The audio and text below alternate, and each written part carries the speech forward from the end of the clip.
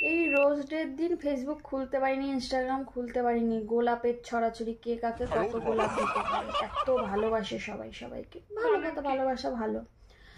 Teddy ডের দিন same জিনিস, মানে ফেসবুক ইনস্টাগ্রাম খুলতে পারিনি। এ ওকে টেডি দেয়, ও ওকে টেডি দেয়, মানে প্রেমের ছড়াছড়ি, সেটাও ঠিক আছে। চকলেট ডের দিন সেটাও ঠিক আছে, ফেসবুক খুলতে পারছি না, ইনস্টাগ্রাম খুলতে পারছি না, সব কিছুর ছড়াছড়ি।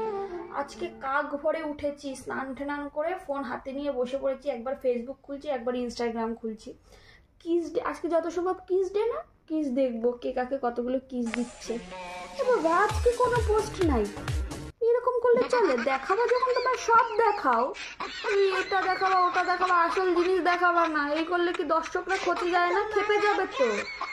তাড়াতাড়ি দেখাতে হলে সব দেখাও, আমি কিছু দেখাবা না। কিসটা গোপন রাখবা, সবগুলো ওপেন রাখবা, তা তো হতে পারে না।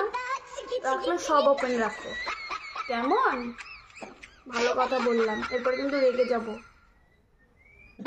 রেগে তো যাবই। যেগুলো আসল সেগুলো দেখাও না, যেগুলো ইন্টারেস্টিং সেগুলো দেখাও না। দেখাও গোলাপ দেওয়া, চকলেট দেওয়া, টেডি দেওয়া, এগুলো কে ভাই দেখে? কে দেখে? কিস দেওয়াটা দেখাও, কিস দিচ্ছে এগুলো দেখাও, লোকে মজা পাবে এগুলো দেখাও। যেগুলো কেউ মজাই নেই সেগুলো দেখিয়ে মাথা গরম হয়ে গেছে। সকাল দিয়ে ফোন হাতে নিয়ে বসে রয়েছি, ঘুম খাওয়া বন্ধ করে, যে আজকে কিস ডে পোস্টগুলো দেখবো, মজা লুটবো।